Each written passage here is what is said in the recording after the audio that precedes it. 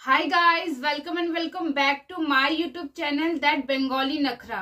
मैं फिर से आ गई हूँ एक और धमाकेदार रियल हॉरर स्टोरी के साथ। आज की ये स्टोरी इतनी ज्यादा खतरनाक है कि आप भी सोच में पड़ जाओगे, तो पूरी वीडियो को एंड तक जरूर देखना और अगर चैनल पर नए हो तो सब्सक्राइब जरूर कर देना। Without wasting any time, let's get started. आज की मेरी ये जो स्टोरी है वो दिल्ली की है और ये स्टोरी बहुत साल पुरानी नहीं बल्कि कुछ साल पहले की ही है। तो दिल्ली में एक फैमिली रहती थी जिसमें हस्बैंड वाइफ और उनकी एक डॉटर थी जिसका नाम था मिनी। मिनी 19 इयर्स ओल्ड की थी। ये एक अपर मिडिल क्लास फैमिली थी। मिनी के मम्मी पापा दोनों ही बैंक में काम करते थे और मिनी कॉलेज में पढ़ती थी। मिनी के मम्मी पापा दोनों ही अपने काम में बहुत ज्यादा बिजी रहते थे और इसीलिए ही वो लोग कभी भी वेकेशंस पे या हॉलीडेज पे कहीं भी बाहर नहीं जा पाते थे क्योंकि उन दोनों पर ही काम का बहुत ज्यादा लोड रहता था। मिनी कई बार अपने पेरेंट्स को बोलती थी कि कहीं घूमने चलते हैं, लेकिन उसके मम्मी पापा हर बार उसे मना कर दिया करते थे। मिनी के घर में अगर कोई भी खास ओकेजन होता था तो तब भी वो लोग अपने घर में ही उसे सेलिब्रेट किया करते थे, जिस वजह से मिनी अपने पेरेंट्स से बहुत ज्यादा अपसेट रहा करती थी। इनफैक्ट मिनी का बर्थडे भी अब तक घर पर ही सेलिब्रेट होता आया है। एक बार की बात है, मिनी का 20th बर्थडे आ रहा था तो मिनी के मम्मी पापा ये डिसाइड करते हैं कि क्यों ना इस बार मिनी का बर्थडे कहीं बाहर जाके सेलिब्रेट किया जाए।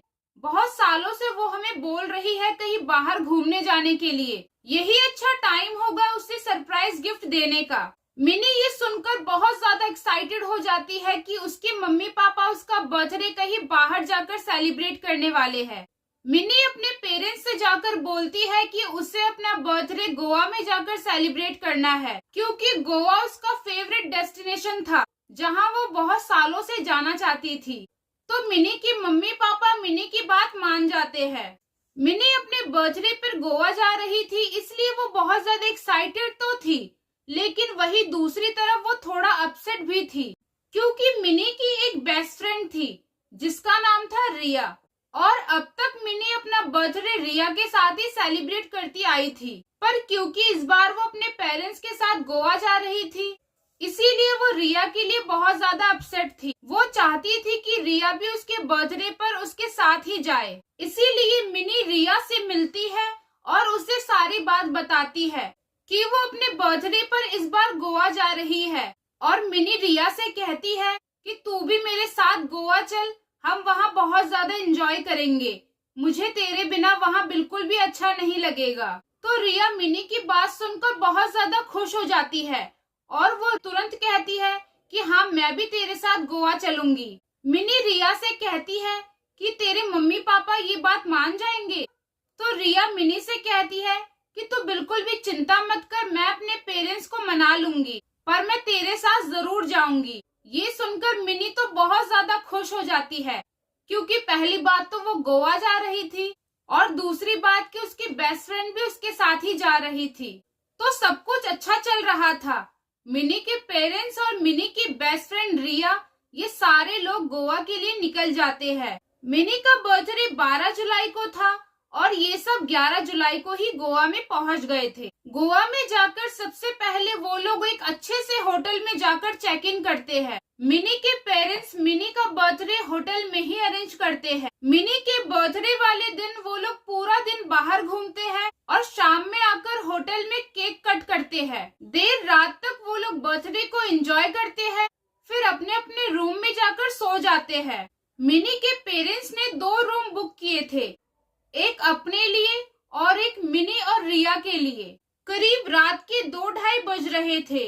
मिनी गहरी नींद में सो रही थी कि तभी मिनी को कुछ आवाजें सुनाई देती है जिस वजह से उसकी आंख खुल जाती है। वो क्या देखती है कि रिया अपने बिस्तर पर नहीं है। तो मिनी रूम में चारों तरफ देखने लगती है कि तभी उसे दिखता है कि रिया रूम के ही एक चेयर में बैठी हुई है और कुछ न कुछ बड़बड़ाई जा रही है। मिनी को कुछ भी समझ नहीं आता कि रिया क्या बोल रही है। मिनी क्या नोटिस करती है कि रिया कुर्सी पर बैठ के अजीबोगरीब आवाजें निकाली जा रही थी। कभी वो बिल्कुल बच्चों जैसी आवाजें निकाल रही थी तो कभी किसी आदमी जैसी आवाज निकाल रही थी। मिनी बार बार रिया को आवाज दे रही थी, लेकिन रिया मिनी के तरफ बिल्कुल भी नहीं देख रही थी। वो कंटिन्यूअसली अजीबोगरीब आवाजें निकाली जा रही थी। रिया की ऐसी हालत देखकर मिनी को थोड़ा डर लगता है, लेकिन फिर मिनी सोचती है कि शायद रिया को ऐसे रात में बड़बड़ाने की आदत होगी, और ये सब सोचकर मिनी सोने लगती है। अगले दिन सुबह मिनी रिया से पूछती है कि रात में तू बड़बड़ा क्यों रही थी, वो भी अजीबोगरीब आवाज में। तो रिया मिनी से कहती है कि मुझे रात में बड़बड़ाने की बीमारी है और इसके लिए मैं दवाइयाँ भी लेती हूँ। अपने बर्थडे के अगले दिन भी ये सब बहुत ज्यादा एंजॉय करते हैं। गोवा के फेमस प्लेसेस को जाकर एक्सप्लोर करते हैं, क्योंकि ये उनका गोवा में लास्ट डे था। अगले दिन ही सुबह वो लोग वापस दिल्ली के लिए निकलने वाले थे, इसीलिए वो लोग गोवा के कोई भी फेमस प्लेस को छोड़ना नहीं चाहते थे। पूरा दिन घूमने घामने के बाद, खाना पीना खाने के बाद वो लोग वापस होटल आ जाते हैं। करीब रात के 12 बजे तक मिनी और रिया दोनों बातें करते हैं और फिर 12 बजे ये दोनों सोने लगते हैं, क्योंकि उन्हें कल सुबह ही दिल्ली के लिए जो निकलना था। रात के करीब 1-1:30 बज रहे थे कि तभी मिनी को पानी गिरने की आवाज सुनाई देती है, जिस वजह से उसकी नींद खुल जाती है। वो देखती है कि बाथरूम का लाइट ऑन है और बाथरूम का गेट भी खुला हुआ है, तो उसे लगता है कि शायद रिया गई होगी वॉशरूम में। करीब आधा घंटा हो गया था। मिनी सोचती है कि रिया अभी तक वॉशरूम से बाहर क्यों नहीं आई। तभी मिनी रिया को देखने के लिए वॉशरूम में जाती है और उसे जो वहाँ दिखता है उसे देखकर उसके रोंगटे खड़े हो जाते हैं। वो अपने जगह पर ही सुन्न पड़ जाती है। आपको अगर बताऊंगी तो आप सब भी सुन्न पड़ जाओगे।